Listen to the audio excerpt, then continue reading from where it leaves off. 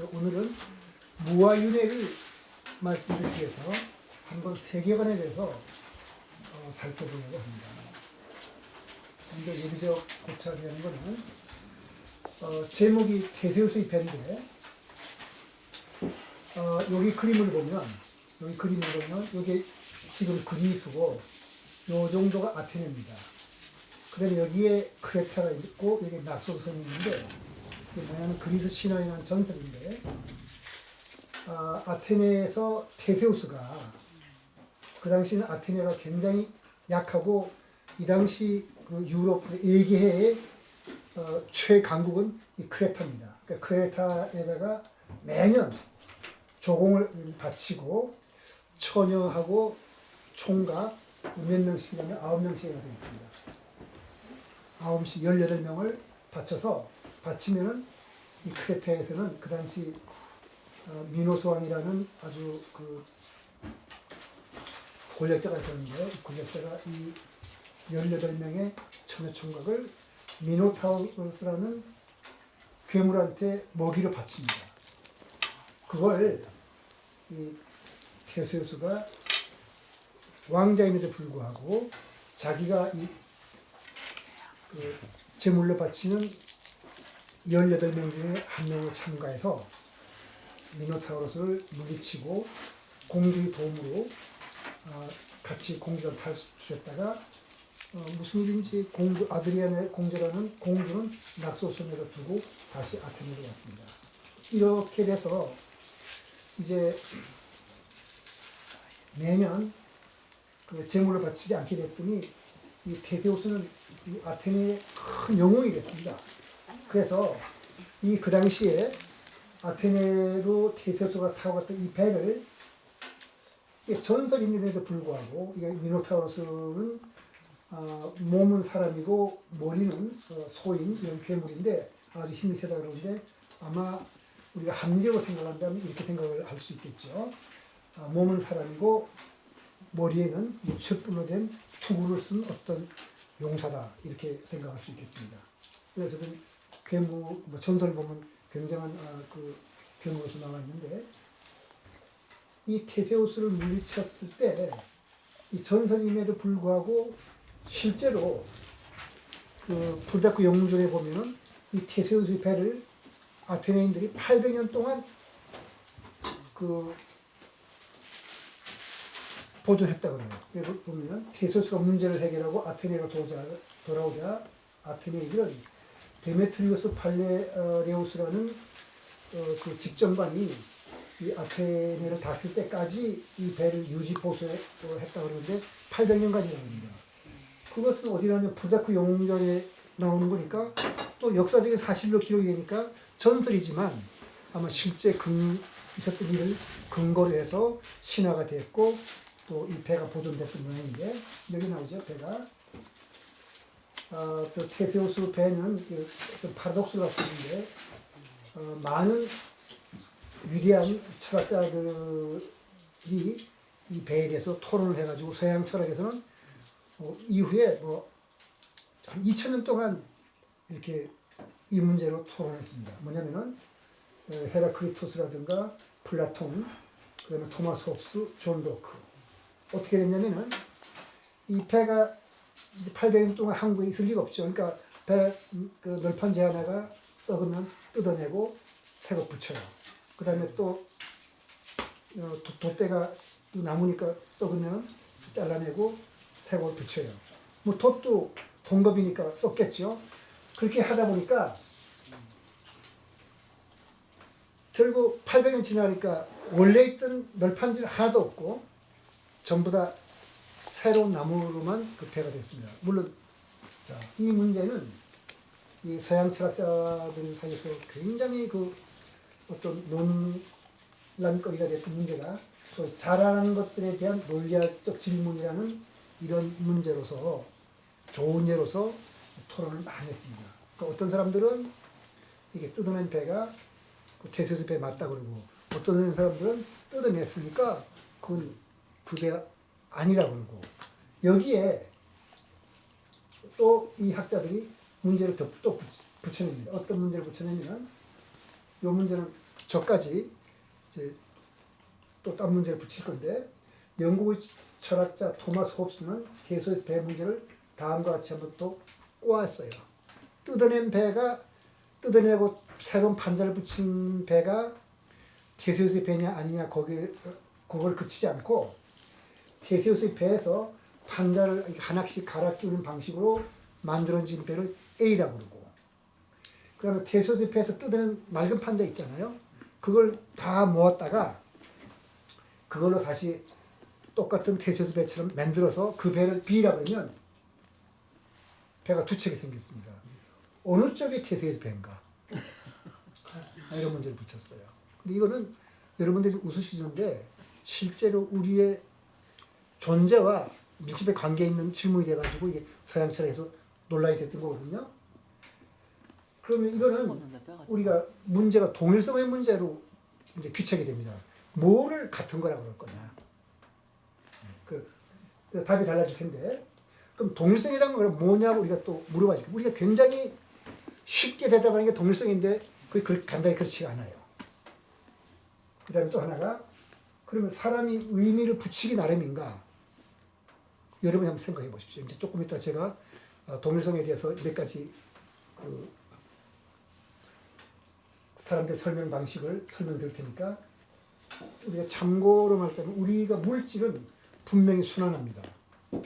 거기에 너무 큰 에너지가 가해지지 않으면 원자들은 변하지 않고 음식에 있던 원자가 우리 몸에 들어왔다가 우리가 죽으면 썩어서 다시 흙으로 돌아갔다가 다른 동물의 몸에 갔다가 또 다른 식물의 몸에 갔다가 계속 순환합니다. 우리 몸을 구성하는 물질은 어떤 생명체를 구성하는 물질이며 우리가 죽으면 우리 몸을 구성하는 물질은 다른 생명체의 몸을 또 구성하게 됩니다. 그래서 물질 전체의 양은 줄지도 않고 늘지도 않고 원자 하나는 변하지도 않았습니다. 그럼 변한 건 뭔가? 이런 문제도 우리가 한번 생각을 해볼 필요가 있고요. 이 토마스 홉스는 이제 이 문제와 직접 관계는 안 되는데 이 사람이 한 근사한 했으니까 한번 몇 가지 들어보도록 하죠. 다 펴놓고죠. 성취 가능성인 욕구는 우리가 희망이라고 하고 성취 불가능한 욕구는 절망이라고 한다. 이 말을 왜 꺼내냐면 이 불교 전체가 사실 우리한테 가르쳐 주는 것 중에 하나가 바로 이런 거거든요. 우리가 어떤 터무니없는 욕망에 사로잡히면 우리가 행복해지지 못해요. 집착하는 게 바로 그건데 불교에서 말하는 게 바로 이거거든요. 우리가 허망한 것에 집착해가지고 그 말 허망한 것에 집착한단 말은 그 성취 불가능하다는 얘기인 거죠. 그래서 절망이라고 한다.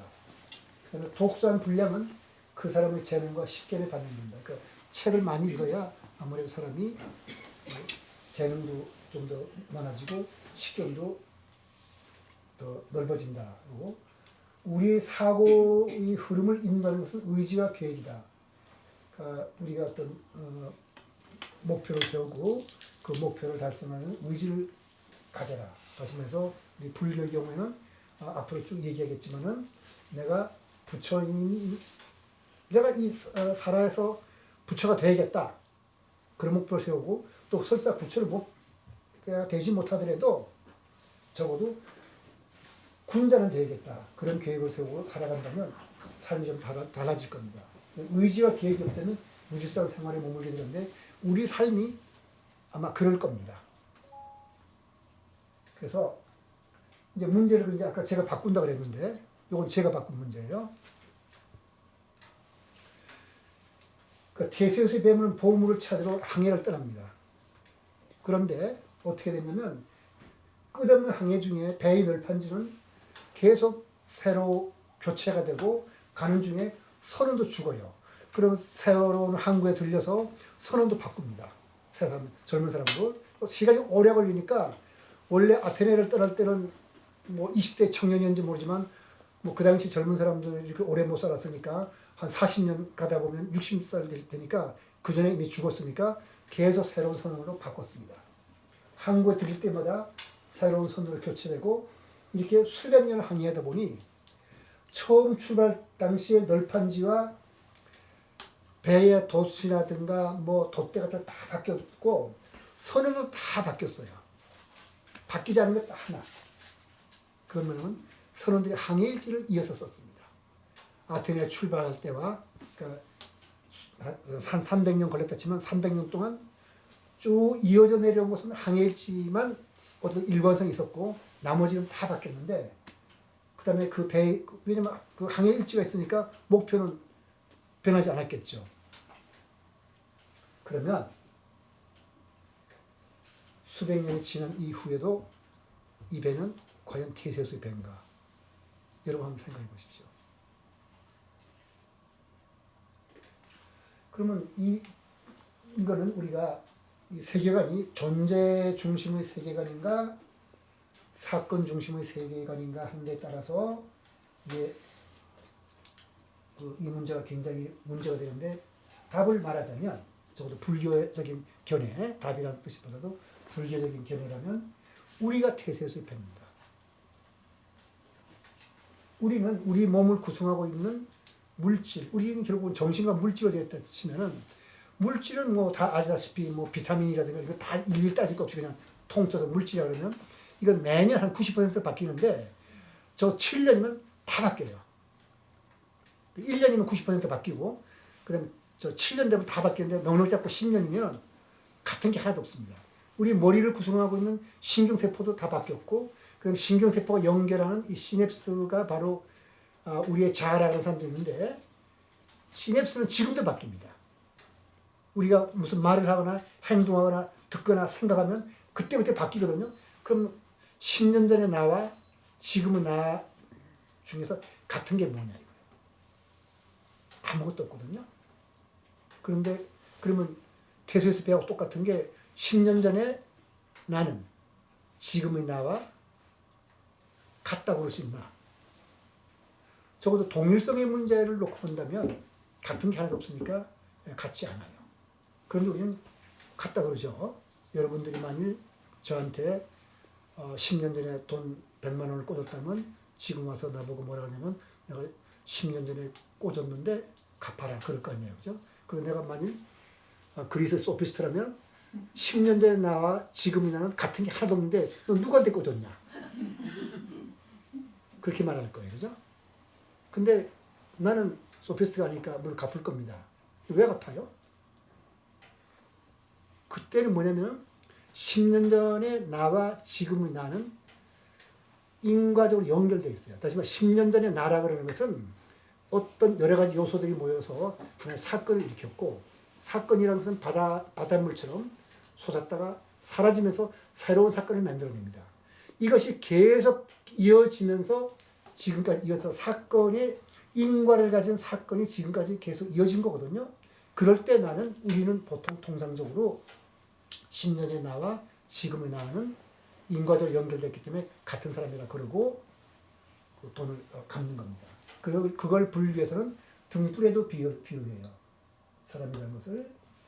예를 들어 어떤 사람이 등불을 켰다면은 그 다음에 몇 시간 뒤에 등불은 어떤가요? 등불 같은 거 한 개도 없지. 불꽃도 다 새로운 가스가 올라갔으니까 가스도 다르고 심지도 다르고 다 변했는데 그 아침에 켠 등불과 저녁에 켠 등불은 우리가 같은 등불이라고 합니다. 인과적으로 연결돼서 아침에 어떤 등불이 하나의 씨앗처럼 계속해서 이어져 가지고 왔습니다. 더군다나 그 불이 이건 이제 그 불경에 나오는 얘기입니다만 그 불이 나무집을 태웠어요. 초가집을 태웠는데 몇 시간 뒤에 다 탔거든요. 그 재판을 받게 됐는데 이 불 낸 사람이 하는 말이 재판관한테 나는 그 집 태운 적 없다. 내가 태웠더니 그 집 지푸라기 하나를 내가 딱 태웠는데 그 다음에 내가 태운 그 불과 이 집을 태운 불은 딴 불이다. 이렇게 주장했더니 판관이 판결 내리기를 네 말에 맞는데 그 불이 씨가 돼서 그 불은 사라지고 새로운 불이 생겨나고 그 새로운 불은 사라지고 새로운 불이 생겨나서 집을 태웠기 때문에 인과적으로 연결됐기 때문에 그때 불탄 등불도 집을 태운 등불과 네가 갖고 있던 등장불은 다르고 그때 태웠던 사람과 지금의 너도 다르지만 인과적으로 연결됐기 때문에 네가 인과적으로 책임을 져라. 이런 판결을 내리는데 그것이 불교에서 말하는 존재론입니다. 또 세계관입니다. 그래서 이제 우리 몸을 바꿔 생각하면 이제 설명했으니까 여기 그 설명하지 않는데 여기 7년이라고 했는데 아까 이제 설명한 건데 더군다나 우리 몸에는 대개 100조 개의 세포로 되어 있는데 우리 몸의 장기를 구성하고 있는 세포는 10%인 10조 개 정도고 나머지 90조 개는 다 미생물일 겁니다. 그럼 우리는 사실은 한 사람이라고 생각하지만 하나의 동물원이거든요. 여기다 100조 개의 생명체가 살아가는 동물원과 마찬가지예요. 자, 그러면 우리 몸이라고 하는 것은 몸의 조직을 구성하는 세포들만을 가리키는 것인가? 아니면 미생물의 세포까지 포함하는 건가? 그러니까 미생물 몇 개 죽어도 뭐 나 사는데 문제가 없잖아요. 근데 재미있는 실험이 있어요. 사람한테서는 그런 실험을 하지 않았지만 토끼한테서는 토끼도 사람처럼 마찬가지로 토끼 몸을 구성한 세포와 장내 미생물인데 장내 미생물을 싹 제거했더니 토끼가 죽어요. 그럼 토끼는 뭐죠? 근데 아마 우리도 그럴 겁니다. 우리도 우리 몸속에 들어있는 이 몸에 있는 미생물 여기서 뭐 연고 발라가지고 여기에 있는 미생물을 죽여도 괜찮지만은 내 몸에 있는 미생물을 싹 죽여서 90쪽의 세포를 없애버리고 내 몸을 구성한 10쪽의 세포만 하면 아마 사람 죽을 겁니다. 그럼 내 삶이란 건 뭐냐? 이런 문제를 우리가 생각을 해서 동일성 의미를 우리가 찾아봐야겠죠. 근데 존 로크는 아까 테세우스에 비해서 이런 생각을 했습니다. 영국의 인식론에 그냥 아주 거의 시작했다고, 아니 뭐 시작은 데카르트가 했지만 그 인식론에 대해서 굉장히 크게 공을 세운 위대한 철학자인데 이 사람은 의식의 연속성을 통해서 자아를 정의해야 하는 최초 철학자니까 바로 테세우스 배처럼 인과적으로 연결됐으면 우리 인간의 의식이 인과적으로 연결됐으면 그걸 같은 사람이라 보겠다고 정의를 한 사람이에요. 그러니까 이 사람은 내가 1000년 전의 일을 기억하고 있으면 1000년 전의 그가 나다. 이렇게 말할 수 있는 겁니다. 그러면 이제는 우리가 조금 존 로크가 남긴 말을 한 다시 다른 말을 이거죠. 소득이가 마치 신발가게 같다. 역시 우리가 이거 삶의 자세, 불교에서 말하는 삶의 자세 연결돼서 갔다 온 건데 너무 작으면 불편하고 의식적 해결하는데 불편하죠. 너무 크면 비틀거려요. 갑자기 여러분들한테 어마어마한 재산 주면 아마 여러분들 그걸 되게 기분 좋을 것 같긴 하지만은 삶이 고달파질 겁니다, 실제로. 그다음에 독서는 성장을 위한 재료를 공부할 뿐 그것을 내 것으로 만드는 것은 사고의 힘이다. 공자 비슷한 말씀했죠. 공자도 이런 말씀 했는데 역시 읽고 생각하고 그렇게 해야 되고 인과는 실수할 수 있는 불완전 존재이지만 이성의 힘으로 잘못을 고쳐나갈 수 있는 존재다. 아주 굉장히 불교적인 말을 했기 때문에 제가 좀 소개시킬 겁니다. 그러면 이제 존 로크가 한 말을 우리가 또 좀 조금 비꼬아서 한번 생각을 해보죠. 요건 뭐냐면은 원래 되게 10세기에 그때는 덴마크가 유럽 천하를 그냥 쥐고 흔들 때 소위 바이킹의 주주 세력으로서 유럽을 뒤흔들 때인데 영국을 카누트가 영국을 정복을 했습니다. 카누트가 잉글랜드를 정복하고 이 바닷가에 왔더니 이 주위 사람들 전부 아청꾼들이 돼요. 그래서 바닷물이 이렇게 출렁거리고 하니까 카누트한테 사람들이 폐하 빨리 바닷물 보고 멈춰라고 명령을 내리라고 합니다. 폐하가 명령을 내리면 바닷물이 잠잠해질 거라고. 그 말을 듣고 카누트는 다시는 왕관을 쓰지 않았다고 해요. 무슨 말이냐면은 왕관을 쓰고 절대 권력자라는 인상을 주면 사람들은 터무니없는 아첨을 한다는 뜻에서. 근데 문제는 만일 어떤 영국의 거지가 이건 바로 존 로크가 한 말을 그대로 이어본 건데 1000년 전에 영국을 정벌한 덴마크 위대한 왕 가노트기를 상세히 기억하고 있다면 이 거지가 그 천년전의 가노트라는 게 존 로크의 말입니다. 왜냐하면 의식 연속성이 있었으니까. 그러면 이번엔 제가 비꼬아서 물어봤습니다. 어떤 사람이 자신이 천년 전에 히말라야 산기슭을 달리던 사슴의 일을 상세히 기억하고 있다면 이 사슴이 지금 이 사람으로 태어난 건가? 여러분 어떻게 생각하나요? 사슴하고 우리가 사슴하고 사람은 너무 다르다 그러면 이거는 제가 만들어낸 문제이긴 하지만은 실제로 자타카라 그러는 부처님의 본생담에 나오는 얘기입니다. 부처님이 자기 까마귀였던 얘기, 사슴이었던 얘기를 합니다. 그리고 또 현실에서 어떤 사람이 그 불교도들한테 물은 질문이 있습니다. 뭐냐면 제가 아는 어떤 불교도가 나한테 묻기를 대답을 좀 해달라고 그래서 제가 대답을 해줬는데 이 사람이 뭐냐면 자기 친구가 갑자기 자기한테 묻더래요. 사람하고 돼지가 같소. 그러니까 어느 생각 사람하고 돼지는 다른 것 같아서 이거 다르지요 그랬더니 그럼 어떻게 불교식 윤회를 한다면 사람이 돼지로 태어나고 돼지가 사람으로 태어나는 거가 말이 되는 거예요. 그래서 이 사람이 대답을 못했다 그래요.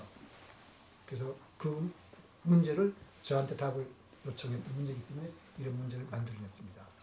그러면 여기의 문제는 같은 것과 다른 것이 뭐를 같은 거라고 그러고 다른 거라 할 거라 하는 그런 문제가 지금까지 제가 강의한 곳에서는 핵심만 잡는다면 뭐를 같다 그럴 건가 이 문제가 하나 있겠네요.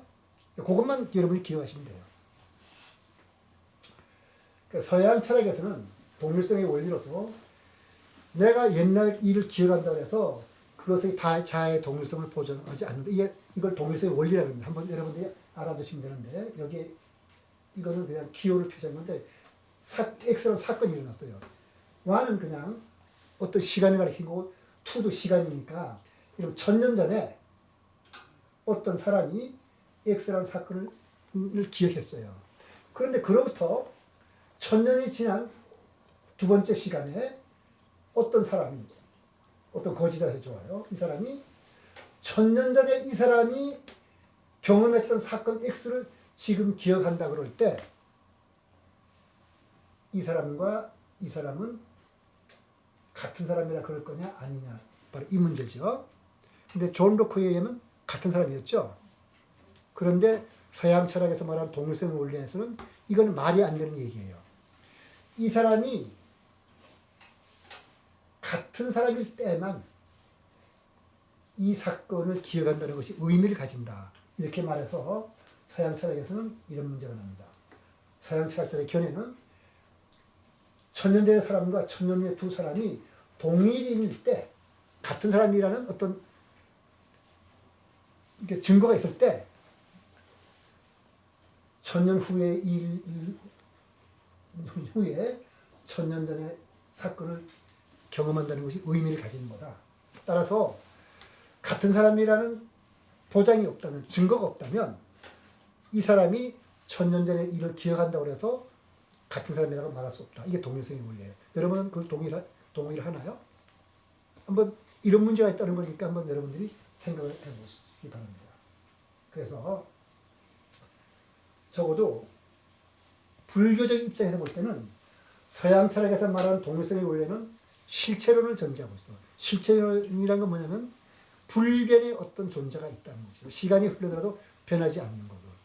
그런 것이 있을 때 1000년 전에 그 사람과 1000년 후에 이 사람은 변하지 않는 어떤 실체가 있어서 그것이 그럴 때만 같은 사람이라고 말할 수 있다는 건데 그러면 과연 무엇을 같다고 하는지 한번 우리가 생각해 봅시다.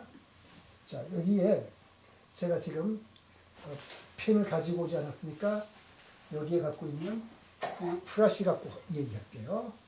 자, 이 프라시가 누워 있는데 내가 프라시를 이용하기 위해서 이렇게 들었어. 비추려고 이렇게 비추었어요. 이렇게 비추려고 이렇게 거꾸로 들었어요. 그랬다가 다시 천장을 비추려고 이렇게 해서 천장을 비췄습니다. 그러면 누워있던 프라시와 밑을 향하는 후라시와 이렇게 하는 후라시가 같은 후라시인가? 어떻게 해요, 여러분들? 같다고 하면 무슨 근거로요? 개미한테 물어볼게요. 2차원 평면 흘러가는 개미는 이렇게 보니까 내가 아까 봤던 걸 길어요, 굉장히. 길고 여기에는 뭐가 이렇게 생겼고 이렇게 생긴 게 있어서 이렇게 봤는데 이렇게 생긴 후라시를 보니까 동그란 게 긴 거하고 달라요. 그 밑에 유리가 있어요. 그 다르다 그래, 개미는. 개미가 다르다는 증거를 내세웠어요. 그리고 이것은 또 다른 거라는 증거를 내세웠어요. 개미가 보면 여기밖에 못 보니까. 개미가 볼 때는 같지 않잖아요. 여러분이 같다 그러는데 여러분은 왜 같다 그러죠? 개미가 아니니까 그러죠. 그거는 뭐냐면 수학에서는 바로 이런 걸 가지고 굴론이라는 걸 만들어요. 같다는 걸 정의할 때 이 변화의 과정을 다 추적해서 이것과 이것을 겹칠 수 있을 때 이것과 이것을 겹친다는 말은 여기에서부터 내가 이 변화를 이렇게 해가지고 이렇게 해서 딱 세웠더니 요것을 이동시켜서 만들었던 거예요. 어떤 위치를 이동시키거나 이렇게 회전을 시키거나 그렇게 해서 원래 것과 겹칠 수 있으면 같다 그래요. 다시 말해서 그건 무슨 뜻인 거죠? 변화의 과정을 다 추적해서 이렇게 이놈이 이렇게 변했다, 이렇게 변했다, 이렇게 변했다, 이렇게 변했다는 것을 내가 다 안다면 같다 그런 거죠. 그게 수학에서 말하는 대칭의 원리라고 그런 거예요. 이것과 이건 대칭이에요. 다시 말해서 어떤 대칭이냐면 회전해서 붙일 수 있는 이거 회전 대칭이라고 그러고 여기에서 이렇게 된 것은 이동해서 이렇게 이동하면 가니까 이동해서 대칭의 원리라고 합니다. 그러니까 수학은 같다는 것을 대칭의 원리로 설명하는데 우리는 뭘 같다고 그러죠, 지금? 수학과 물리학에서는 대칭의 원리로서 같다고 같은 것과 다름을 정의합니다. 이건 제가 말씀드렸죠.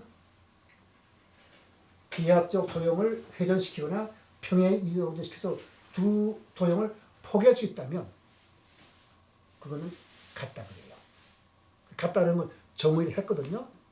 그럼 아까 태세수의 배와 사람의 경우는 뭘 갖고 같다 그래야 될 거예요?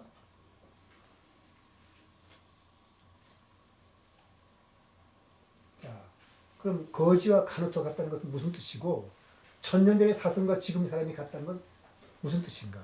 도대체 같다는 것은 무슨 뜻인가 하고 물을 때 지금 대칭의 원리를 놓고 본다면 변화의 과정을 하나하나 추론했더니 요놈이 변해서 이렇게 됐다는 뜻이죠. 그걸 조금 대칭의 원리를 조금 넓게 말하면 인과적으로 연결돼서 이것이 변해서 이렇게 됐다 그러면 그걸 같다고 우리가 말할 수 있겠습니다. 뭐 같단 말 쓰진 않지만 불교에서는 그러니까 불교는 같다는 말 대신에 인과적으로 연결돼 있다고 그래요. 그래서 오는 무상한 거다 하는 건데 법국경에 보면은 이런 말이 나왔거든요. 이제 여기에 해당하는 것은 내일 아침에 우리 실생활에서 한번 살펴보고 있지만 없는 것을 있다고 보고 있는 것을 없다고 본다면 그 수행은 모래로 밥을 짓는 것과 같을 겁니다. 그러니까 헛짓을 하는 걸 거예요. 계속 11번째 법국경의 계속 11번째가 진실 아닌 것을 진실이라 생각하고 진실 아는 것으로 보는 사람은 진실을 모르고 부질없이 망상을 따르고 있다. 그러나 진실을 진실인 줄 알고 진실 아는 것을 진실 아는 줄 아는 사람은 진리에 도달하고 바른 생각을 한다. 그러니까 우리가 바르게 살려면 사물의 참모습과 기본 작동 원리를 알아야 된다는 뜻입니다. 무턱대고 빌거나 수행한다고 되는 것이 아니고 그러니까 이것은 불교 수행법과 관계 있는 겁니다. 그래서 오늘 왜 이런 강의를 하냐면은 바로 사건 중심의 세계관이 어떤 것인가, 그다음에 사물의 참모습을 우리가 바로 알아서 편견으로부터 우리가 해방되고 무아윤회를 이해하기 위한 바탕을 마련하는 거예요. 그러니까 무아윤회는 다음 시간에 우리가 하게 되겠죠. 부처님이 강조하는 사물의 실상이라는 것은 보통 3번이어서 무상고 무아입니다. 그래서 무상을 사람들이 허무, 고를 염세주의, 무아도 물론 염세주의 생각하는데 그것이 아니고 무상이란 말은 무상과 무한은 계속 변한다는 뜻이죠. 그다음 고라는 말은 염세주의가 아니라 지난번에 말씀드렸지만 우리는 우리 깊은 심층 속 심리 속에 그 프로그램되어 있는 어떤 업에 의해서 우리는 어떤 끌려다니는 삶을 한다는 그런 뜻이었습니다. 불교의 세계를 말하는 경전은 이렇게 많은데 여러분 참고로 흥미 있는 분들 한번 읽어보십시오. 이 중에 제일 재밌는 경전은 제가 볼 때 가죽꾼의 묶임의 경이었던 것 같습니다. 부처님의 설법을 보면 보통 이렇게 돼요. 원래 이해가 잘 안 될 수 있는데 물질은 영원한가 무상한가. 부처님이시여 무상합니다. 그러면 무상한 것은 괴로운 것인가 즐거운 것인가. 부처님이요 괴로운 것입니다. 무상하고 괴롭고 변하는 법을 이것은 내 것이고 이것이야말로 나이며 이것은 나의 자이다라고 하는 옳은 것인가. 부처님은 그렇지 않습니다. 무상한 것에 왜 괴로우냐면 그거는 내가 갖고 싶고 사랑하는 사람이라면 오래 같이 갖고 싶고 물건이라면 갖고 싶고 사랑하는 사람이라면 오랫동안 함께 하고 싶은데 계속 바뀌어 나가니까 그 즐거운 것이 아니라는 무상한 것은 즐거운 것이 아니라는 뜻이고 그 다음에 무상하고 괴롭고 변하는 것을 이것은 내 것이고 이것이야말로 나이며 이것은 나이다. 내 몸을 구성하는 물질과 몸과 생각은 다 바뀌어서 바뀌어 나갑니다. 그걸 가지고 나라 그럴 거냐 이런 뜻입니다. 오온 하나하나에 대해서 똑같은 설법을 계속하거든요. 그 오온이란 말은 뭐냐면 물질과 색, 수, 상, 행, 식이라 그러는데 이 색은 뭐냐면 물질이고 수는 느낌이고 상은 소위 인식과 인식적인 것 표상이고 행은 욕과 의지, 식은 알아채는 마음, 오는 그런 것이 쌓였다는 뜻도 있지만은 기본이 되는 것, 근간이 되는 것 이런 뜻으로 우리가 사용합니다. 그러면 부처님은 뭐냐면 오온이 내 것이 아니라는 의미로서 부처님은 내 것이라면 내 뜻대로 할 수 있을 것이다. 그런데 내 마음대로 할 수 없으니 이것들은 내 것이 아니라는 뜻의 말을 여러 곳에서 합니다. 바로 이렇게 말해요. 한 가지 쌍유따니까야 22분 59장에 보면 만약 물질이 나라면 이 물질에 질병이 들 수 없고 이 물질에 대하여 나의 물질이 이렇게 되라. 이 물질이 이렇게 되지 말라고 할 수 있을 것이다. 그 다음에 정신, 수사시 느낌이나 인식작용이나 내 의지나 그 아는 작용도 마찬가지다 했거든요. 여기에 여러분들은 터무니없다고 지금은 터무니없다고 생각할 수 있을 거예요. 물질이 내 거라면 내 마음대로 될 거라는 거거든요. 내가 이렇게 되려면 이렇게 되고 내 정신도 그렇게 될 건데 그것이 그렇게 안 돼요. 그럼 그것은 나하고 관계없다는 거거든요. 그럼 여기에 굉장히 우리 수행과 관계 있는 어떤 처음에 들을 때는 여러분들이 그 말이 안 된다는 그런 뜻이 하나 품되는데 뭐냐면 느낌은 내 거 아니잖아요.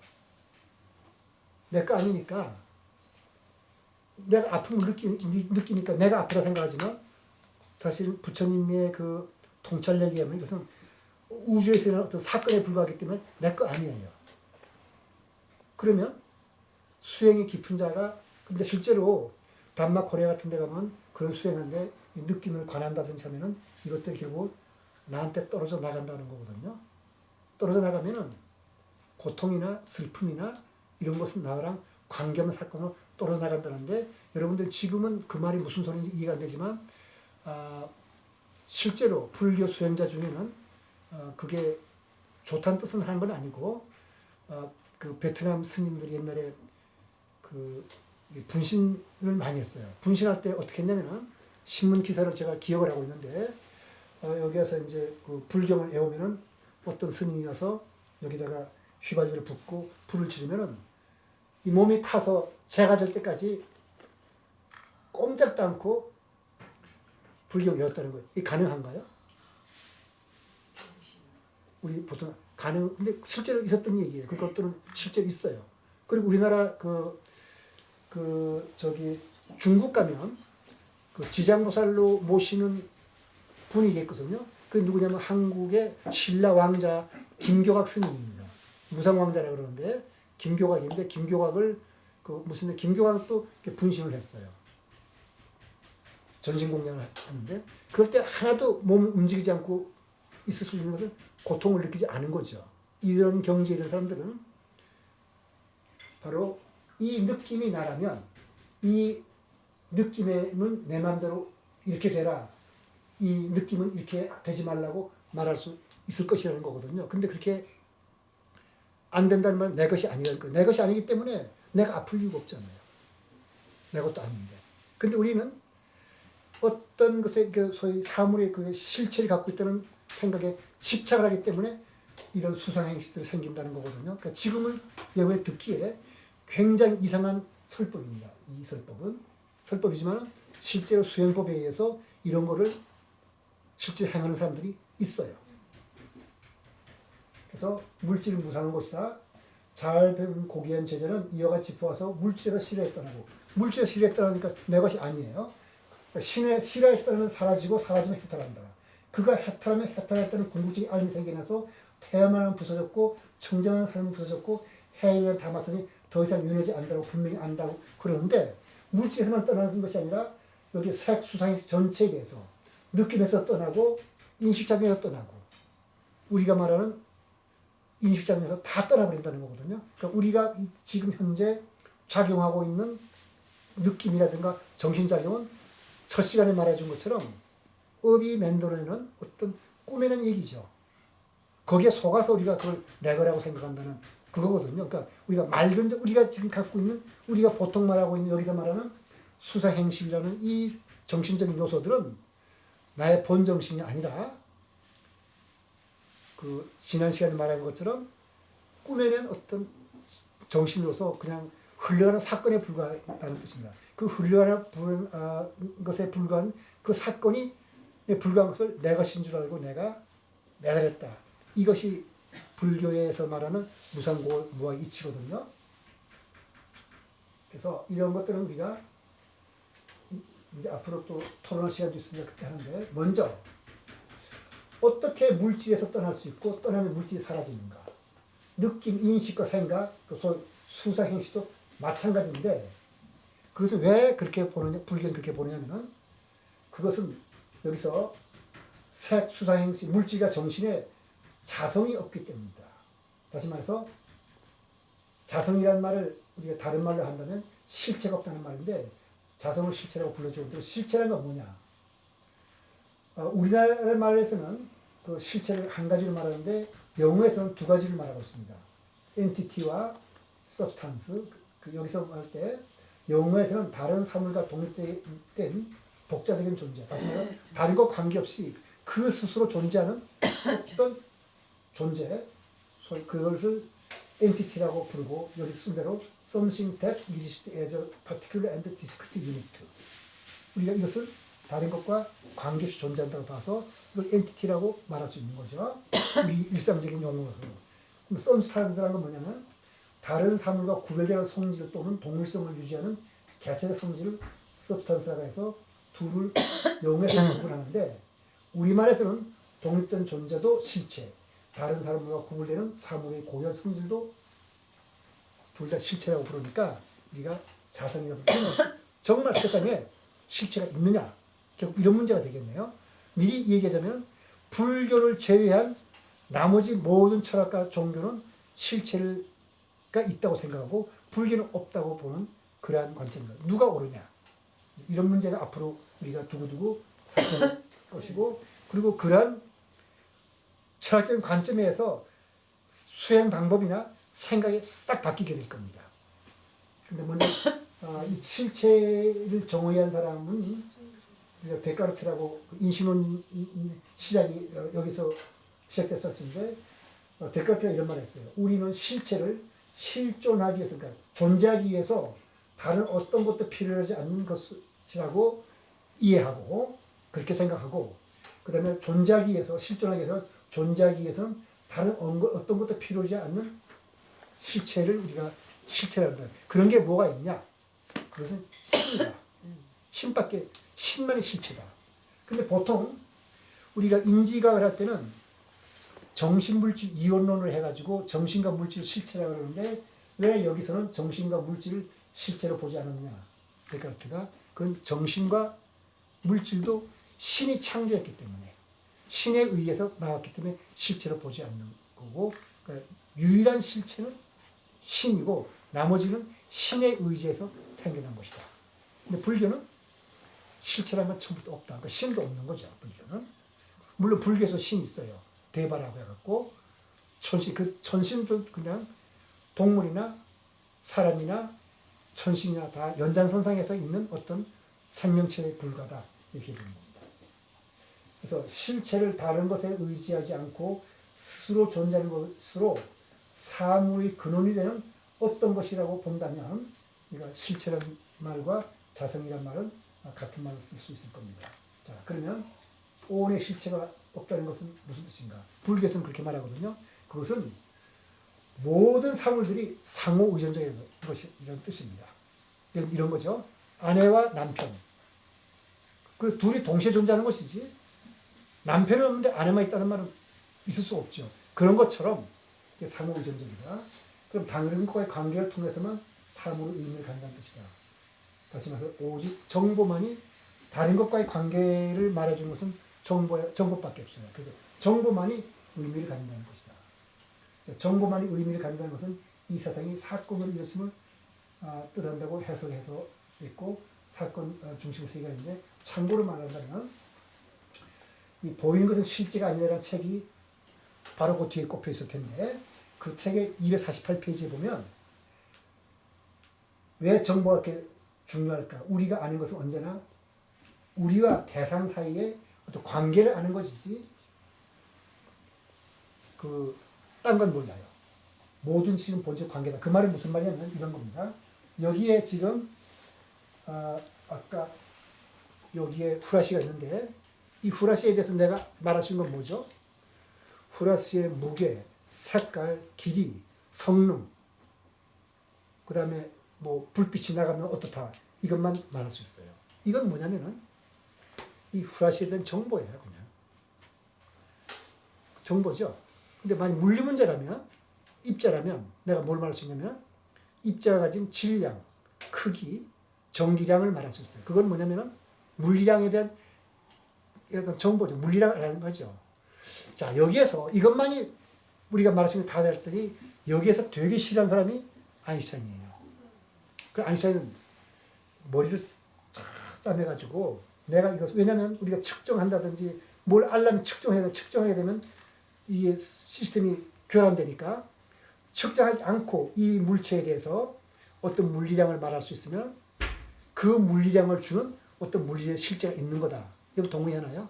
내가 여기에 어떤 입자가 있는데 이 입자에 대해서 질량이 얼마고 전기량이 얼마라는 것을 측정하지 않고 알 수 있었어요.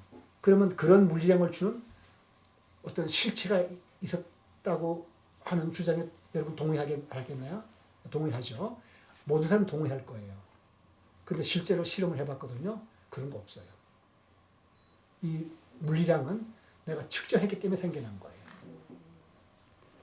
다시 말해서 이런 건 앞으로 양자역학을 말할 때 말씀드릴 텐데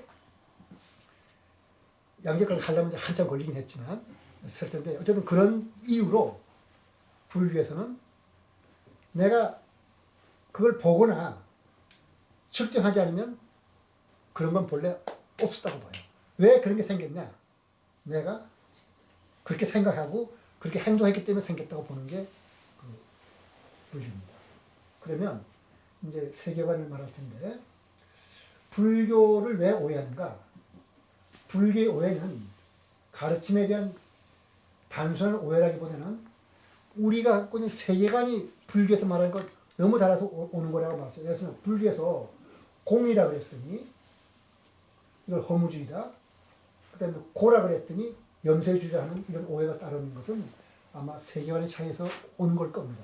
그래서 한번 생각을 해봅시다. 뭐냐면은 키엘케고르라는 사람이 법국경에 나오는 말과 비슷한 말을 했는데 사람이 속는 방식에는 두 가지가 있다. 하나는 사실이 아닌 것을 믿을 때이고 다른 하나는 사실이 아닌 거라고 생각할 때다. 자, 여러분들 어느 쪽으로 속는지 이 강의를 들어보면서 이제 아마 짐작할 텐데 한번 볼까요? 만일 사물에 자성이 있다 그럽시다. 실체가 있다면 아마 수행은 의미를 잃을 거예요. 예를 들면 악의 실체가 있다면 그 악의 근원은 악마인데 악마는 실체가 있다고 해서 사라지지 않는 존재예요. 그러면 그 악행을 한 자가 참여를 하고 수행을 한들 악마가 사라지지 않는데 그 악이 어떻게 없어지겠어요? 소용 없겠죠? 그래서 따라서 악했던 마음이 선한 마음으로 바뀌니 없을 겁니다. 악의 근원이 있기 때문에. 없앨 수 없는 것이기 때문에.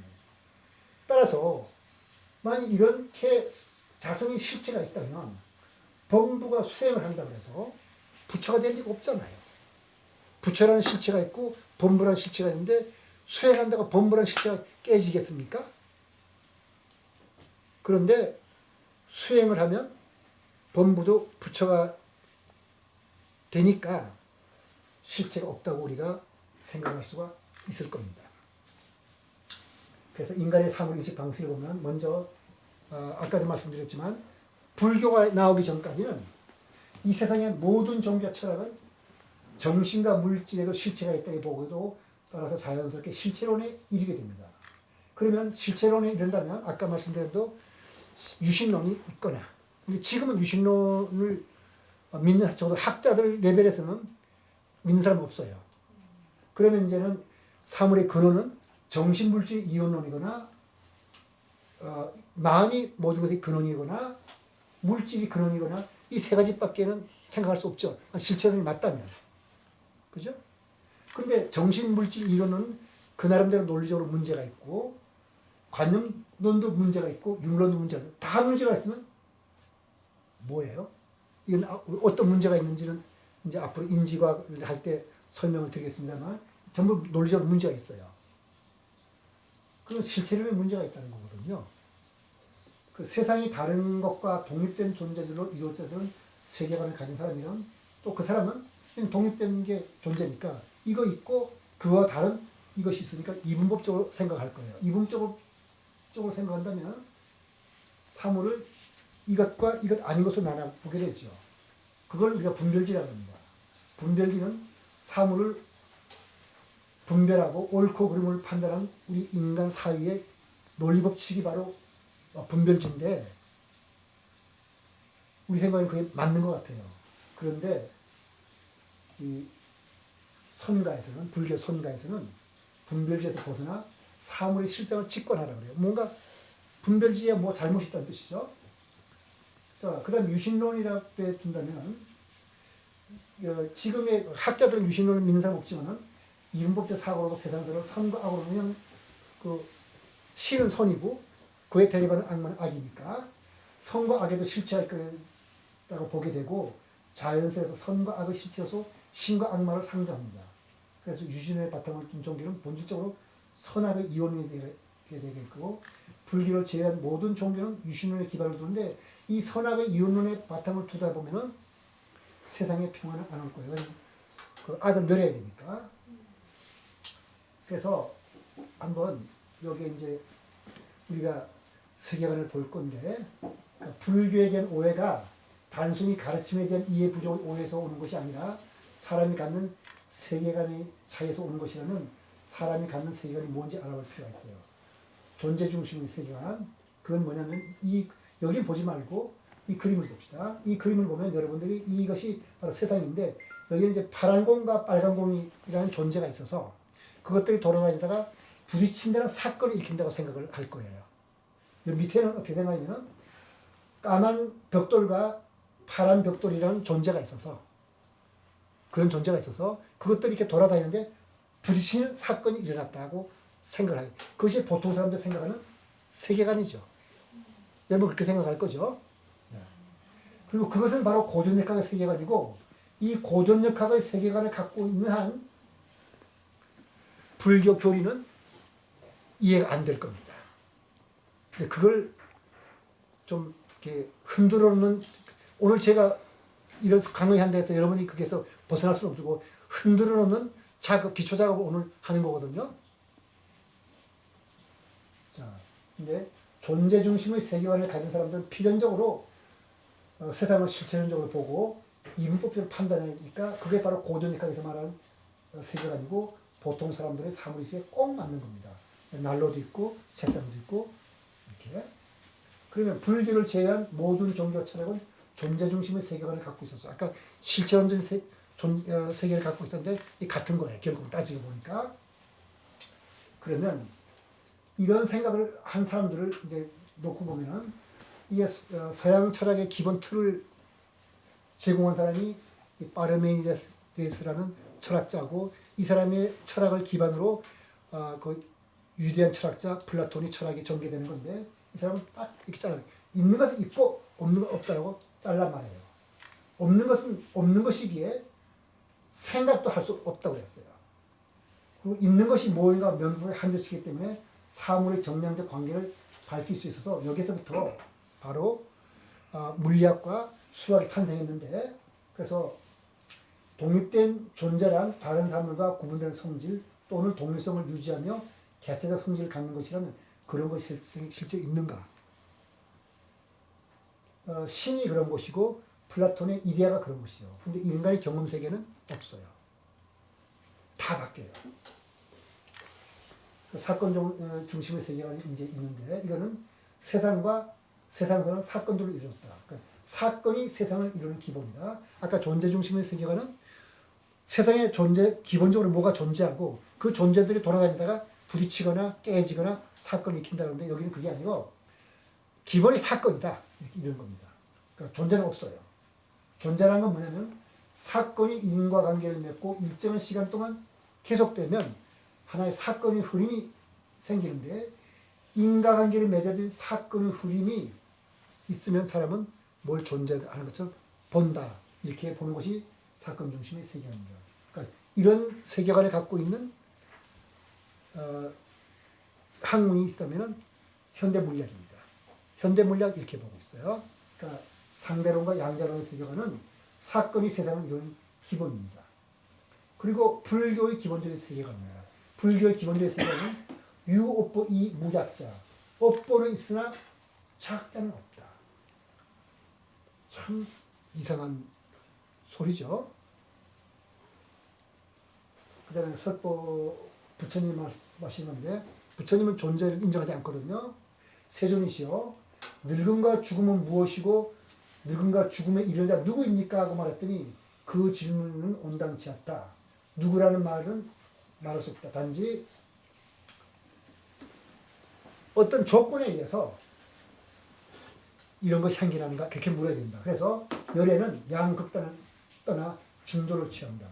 그래서 태어남을 조건으로 늙음과 죽음이 생겨나는 것이지 어떤 늙음과 죽음이 뭐라는 것은 아니다 이런 뜻이고, 또 그 수행승은 12연기 하나에 대해서 이런 일을 하는 자는 누구입니까? 고통을 받는 자는 누구입니까?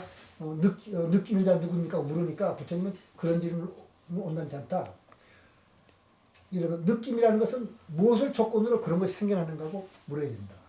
소위 요건 나중에 우리가 자세하게 설명을 드릴 겁니다. 소위 12연기란 말은 우리의 어리석음에 의해서 어떤 의지작용이 일어나고 인식작용이 일어나가지고 뭐가 쭉 생겨났다가 결국은 태어나서 죽는 일이 생겨난다는 거니까, 이것은 이런 사건으로 일어나야 되는지 누가 무엇을 느끼거나 누가 무엇을 한다 이렇게 말해서는 안 된다는 게 부처님 말씀입니다.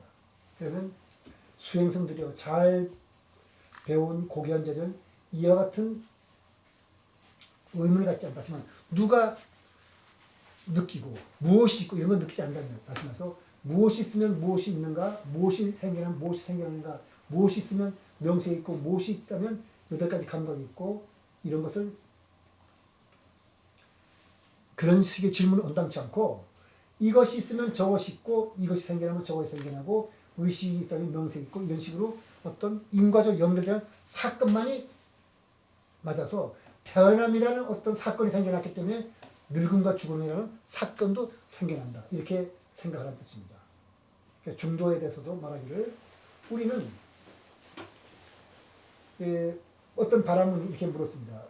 존재 고타만이요, 모든 건 존재합니까? 했더니 바람은요, 모든 것이 존재한다는 것은 하나의 극단입니다. 그럼 모든 건 존재하지 않습니까? 했더니 존재하지 않는다는 것도 극단입니다. 이 양극단을 떠나서 열애는 중도로 가르침을 씁니다. 그 중도가 뭐냐면 아까 말씀드린 대로 없다 그래서 불교에서는 아무것도 없다는 뜻은 아니에요. 모든 것이 불변의 존재는 없지만 어떤 사건이 있는데 그 사건이 인과적으로 연결되는 걸 뭐 존재한다고 보기 때문에 그런 걸 우리가 중도라고 부르는 겁니다. 그래서 없다는 것도 극단이고 있다는 것도 극단이고 중도로서 세상을 설명한다. 영혼과 육체의 중도도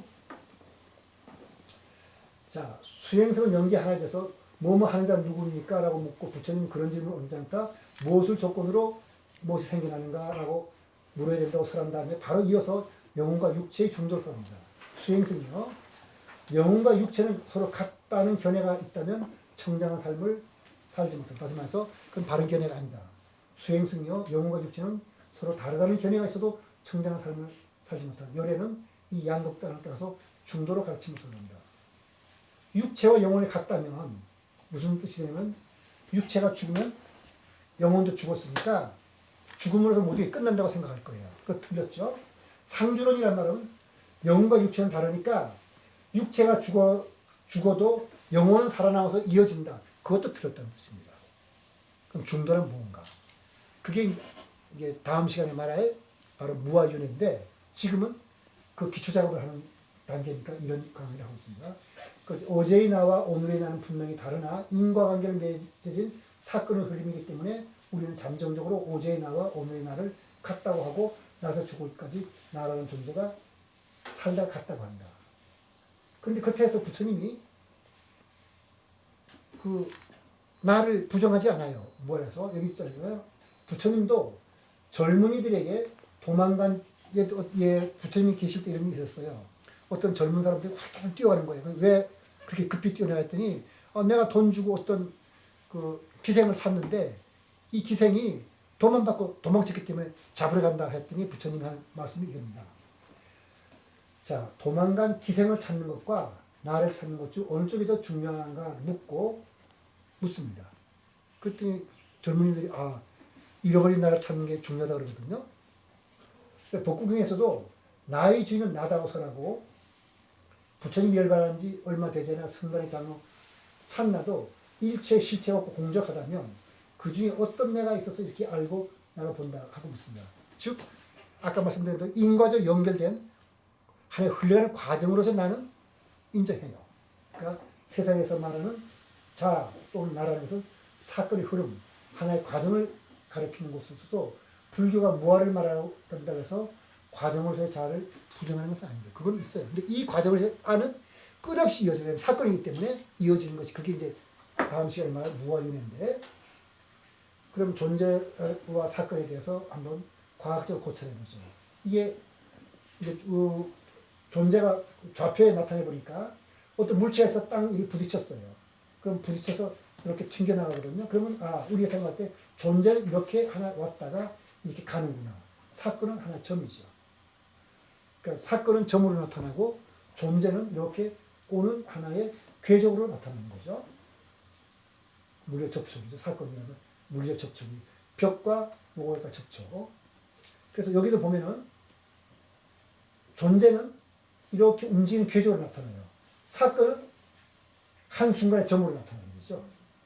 그 다음에 사건은 한순간 한 장소에서 나타나죠.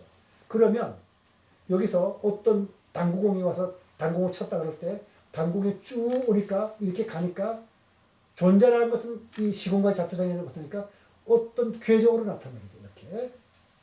근데 사건은 충돌한 사건은 이 한순간입니다. 그렇죠? 여기서도 그렇죠.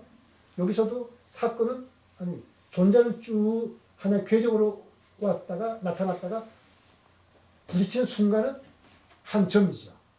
그러니까 점과 궤적으로 나타난다는 것이 조금 물리학적으로 표시해 보니까 존재는 어떤 궤적, 사건은 점 이렇게 보이네요. 당구공은 궤적 또는 과정으로 나타나고 그럼 존재와 사건이 어느 쪽이 기본적인 개념입니까? 자, 사건을 시공간 좌표에 나타내면 하나 점이거든요. 이렇게. 근데 여기에 지금 정지해 있는 여기에 어떤 물체가 있어요. 요거 이제 한 점을 생각. 이 물체를 시공간 좌표로 나타내면 위치는 가만히 있지만 시간이 흘러가면 어때요? 요게 시간축이거든요. 요게 시간축이에요. 1초 뒤에 여기에 있고 같은 공간은 요 공간이니까 변하지 않으니까 딱 부정되는데 1초 지금 여기에 있지만 1초 뒤엔 여기에 있고 2초 뒤엔 여기에 있고 100초 뒤엔 여기에 있고 뭐 1000초 뒤엔 여기에 있어. 다시 말해서 이것을 가만 놓고 보니까 존재는 시간축을 따라서 쭉 하나의 선으로 나타나는 거였어요. 그러니까 존재한다는 건 다 이 시공간 좌표상에서 선이고 사건은 점입니다. 그래서 보니까 움직이는 물체라면 어떨까요? 정지한 물체라면 여기서 하나의 선이었는데 천천히 움직인다면 위치가 바뀌잖아요. 0인 시간, 이 순간 여기 있었지만 1초 뒤에는 요 물체가 요 위치를 바꿨어요. 그러니까 1초 뒤에는 위치를 바꿨죠. 2초 뒤에는 위치를 이렇게 바꿨어요. 그러면서 이렇게 선으로 나타나게 되죠. 이렇게 빨리 움직이는 것은 이렇게 되고 더 빨리 움직이면 이렇게 되고 아주 빠르면 이렇게 움직입니다. 따라서 아까 당공이 움직이는 것 같은 것은 당공이 이렇게 와서 충돌, 그러니까 진동하는 거, 진자가 이렇게 왔다 갔다 하는 거라면 이런 것도 역시 심플 하면 오시더라면 조화진자인데 이렇게 선으로 나타날 겁니다. 그러면 사건은 점으로 나타나고 존재는 선으로 나타나니까 선이 만나 점을 이룬다고 하는 것보다는 사건이 모여서 선을 이룬다고 하는 것이 더 다루기가 쉽고 설명하기 쉬울 거예요. 따라서 이 세상 사건은 사건이 기본이라고 보는 것이 쉬울 겁니다. 그래서 사건이 일어난 또 더군다나 나중에 상대성 이론을 말할 수 있지만은 시공간의 위치는 고정되어 있는 것도 아니고 시간의 길이가 더 달라져요. 그 다음에 사건이 일어날 때는 먼저 일어나는 것, 나중에 일어나는 것이 있을 텐데 나중에 일어나는 것과 먼저 일어나는 것이 순서가 뒤바뀌는 것이 있어. 동시성이 뒤바뀌기도 해요. 그러니까 사건이 기본이고 선은 사건으로 이루어졌다, 사건으로부터 만들어지는 것이라고 보는 것이 더 자연스러울 겁니다. 그러니까 그걸 종합해서 스몰일이라는 물리학자가 이런 말을 하게 됩니다. 요거는 이 양자 중력의 세 가지 길이라는 데 나오는 책을 제가 그대로 베껴 쓴 건데 읽어볼까요? 요거는 물리학자의 말이지 불교 부처님 말이 아닙니다. 세상에는 두 가지 종류의 사물이 있는 것 같다. 돌멩이나 깡통처럼. 그래서 여러분들이 그 오해할까봐 그 또 한국말로 번역하면 오해할까봐 제가 책 두 권 샀어요. 하나는 번역판과 영어 원본. 그래서 그 성질만 나이라도 설명하는 것들, 그걸 영어로 오브젝트라고 그러고, 다른 하나는 과정들이다. 과정으로만 이해할 수 있는 것들이다. 이 과정이란 건 뭐냐면 이야기를 해줘야만 알 수 있는 거. 그러니까 사람이나 문화 같은 존재는 단순한 사물이에요. 단순한 사물. 이것은 입자라면은 돌멩이 깡통은 무게가 어떻고 크기가 어떻고 색깔이 어떻다면 다 그 돌멩이가 거긴 거 알아요. 그거는 그러니까 그냥 물리랑만 말해주면 되는데 사람이라 그러면 그렇게 해서는 안 되죠. 김성구가 앉았는데 김성구가 안경 썼고 코는 이렇게 생겼고 뭐 무게는 어떻고 키는 얼마다 그걸로 해서 김성구 아는 거 아니죠. 김성구라는 사람을 알려면 이 사람이 인품이 어떻고 과거에 살아올 때 무슨 짓을 했고 학교에서 무슨 짓을 했고 남들의 평판은 뭐고 어릴 때부터 어떻게 자라왔느냐는 스토리를 다 얘기해야 돼요. 그러면 저를 좀 짐작할 수 있는 거죠. 그래서 그게 과정이에요. 세상에는 스토리를 말해야 될 과정과 물리량만 말해야 줄 어떤 사물이 있는 것이라고 사람들은 생각해요. 돌멩이나 깡통처럼 그 성질만 말해주면 되는 것과 스토리를 얘기해줘야 되는 것과 그런데 사물이 이렇게 어떤 것과 과정으로 나눠보면서 착각이 남겼어요. 이게 이제 왜 착각인지는 앞으로 양자각 하면서 쭉 설명을 드릴 건데 지금은 요약해서 말해요. 어떤 것이란 존재하지 않는다고 했습니다. 단지 인간의 일생에 비추을 때 서서히 변하는 것과 보이는 과정이 있을 뿐이다. 그러니까 서서히 변하는 것을 사람들은 무엇이 존재한다고 말하는 거예요. 돌멩이나 깡통처럼 보이는 물체들조차도 이야기를 가지고 있다.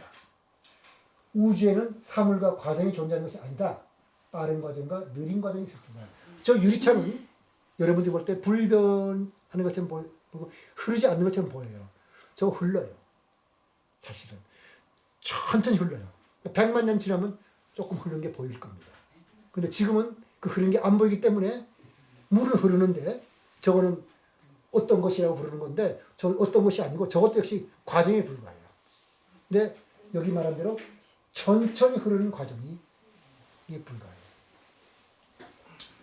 그러면 우주가 사물로 구성되어 있다는 어떤 것으로 무엇이 존재하는 것으로 구성되어 있던 것은 하나의 환상입니다.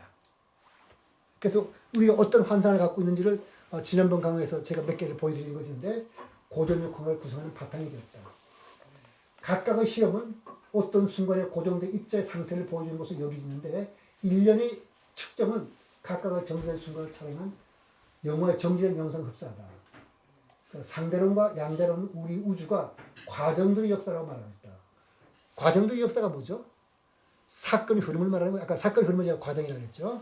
그러니까 매우 근사적이고 임시적으로 말하는 것이 아니라면 세상에 존재하는 것은 아무것도 없다. nothing이죠.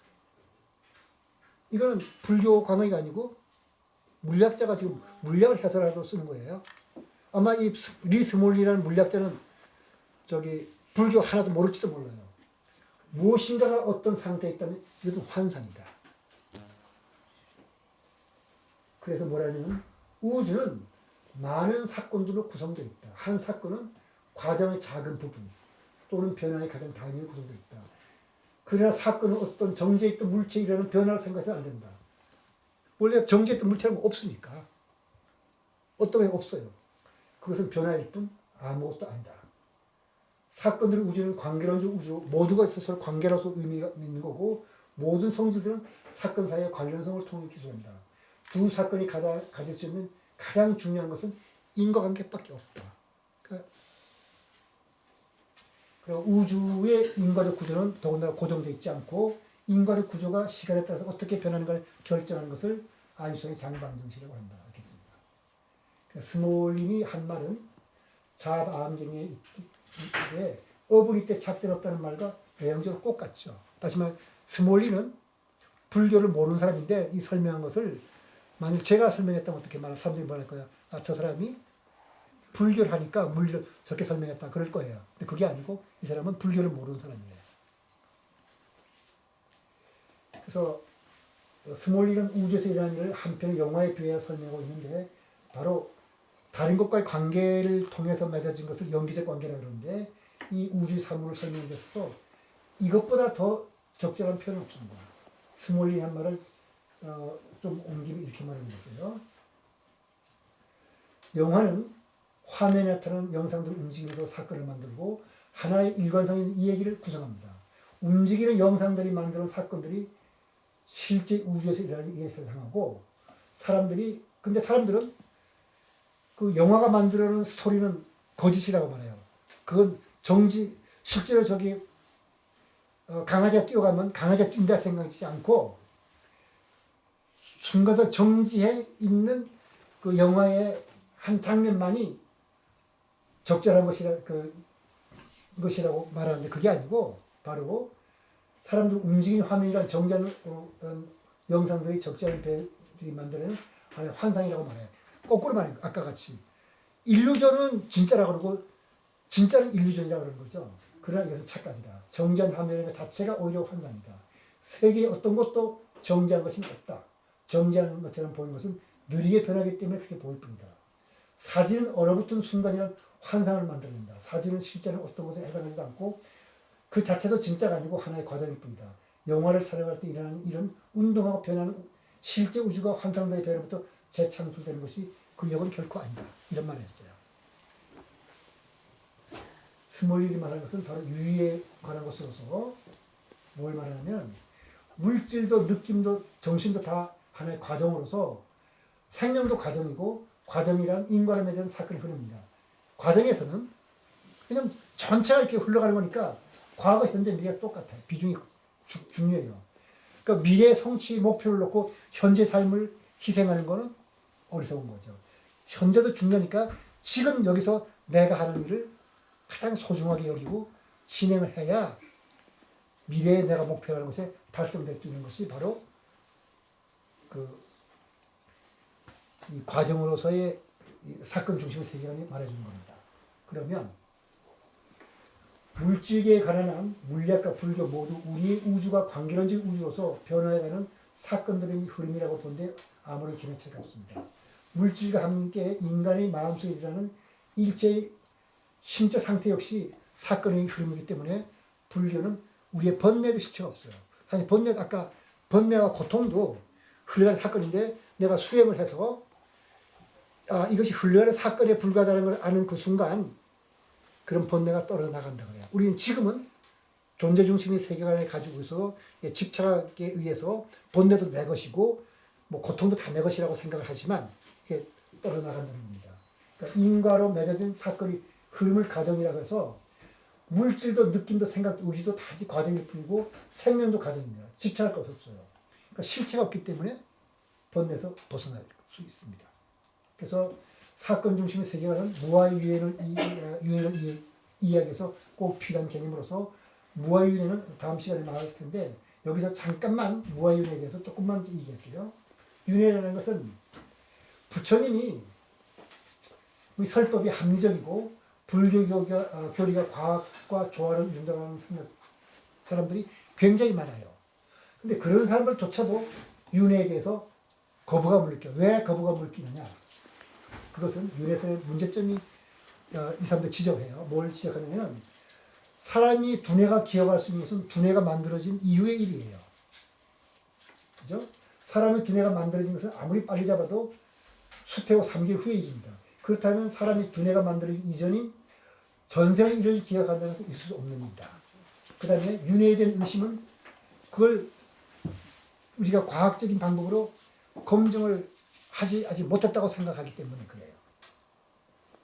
더군다나 무아유예는 더 말이 안 된다고 생각하는데 윤회의 주체가 없는데 누가 윤회를 한다는 건가? 이렇게 말하죠. 이 세 가지가 보통 윤회에서의 문제점인데 이게 다 연기법을 몰라서 하는 얘기일 겁니다. 왜냐하면 존재 중심의 세계관에서 보면 이렇게밖에 물을 수가 없어요.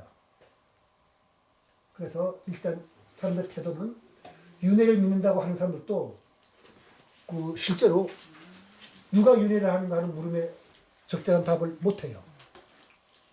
그래서 불교를 합리적으로 과학적으로 해설하고 시도하는 많은 사람들이 될 수 있으면 윤회를 언급하지 않는 이 사람들한테 그러면 누가 윤회하고 물으면 대답 못하거든요. 자기 믿는다 그러면서도. 아까 그 세 가지 물음에 대해서 답을 못해요.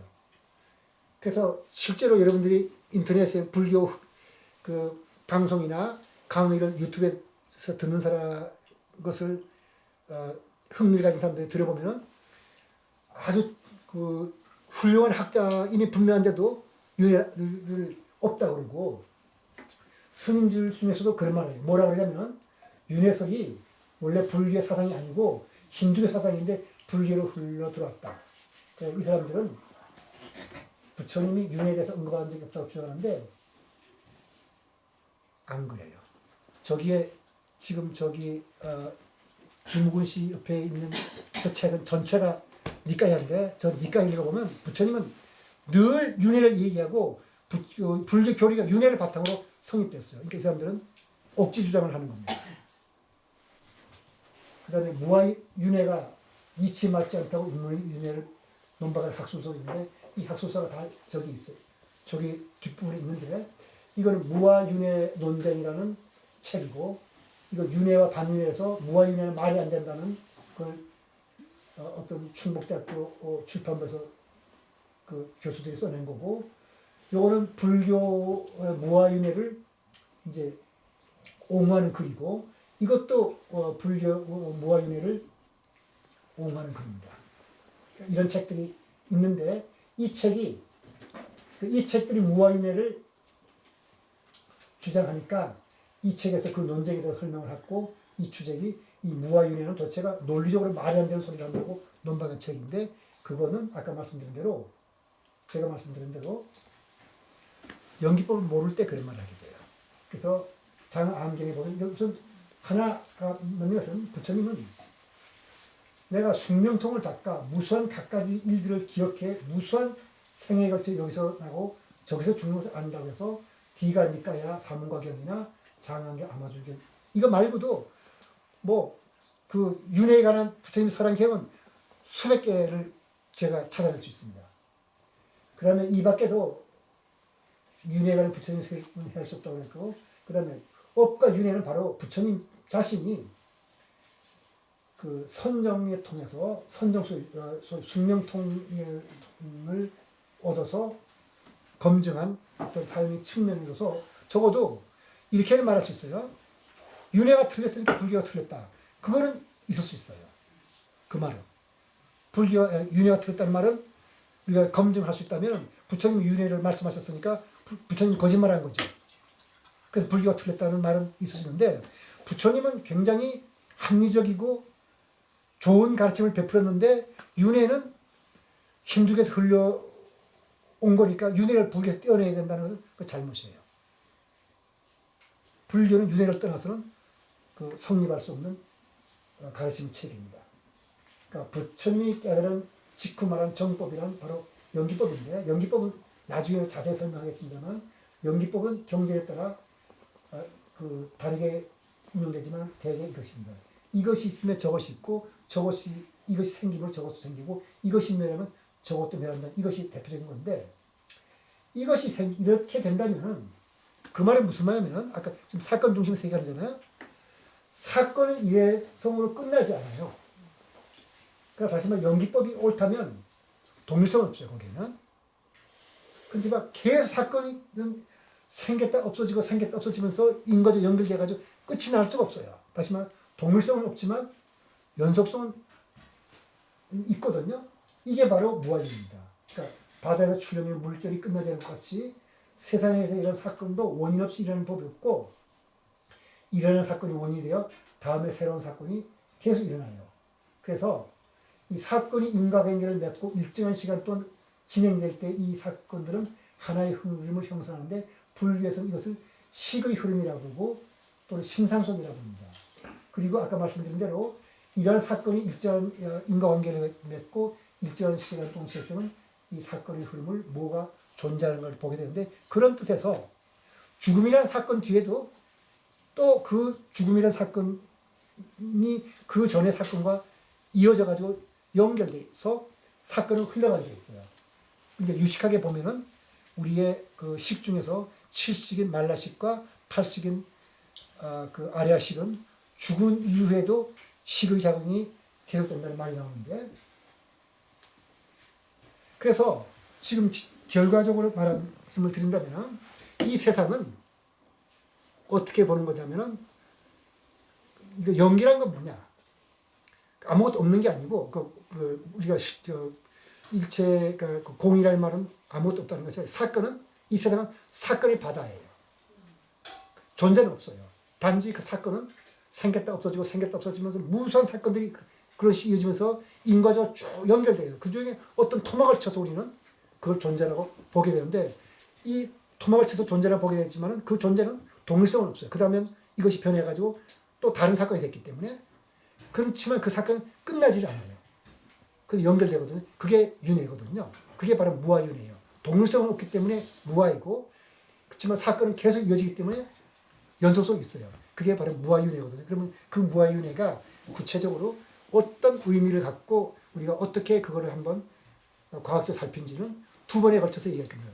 다음 시간과 그 다음에 한 2년 뒤에 한번 또 말씀을 드릴 거예요. 자, 오늘 강의 여기서 마치겠습니다.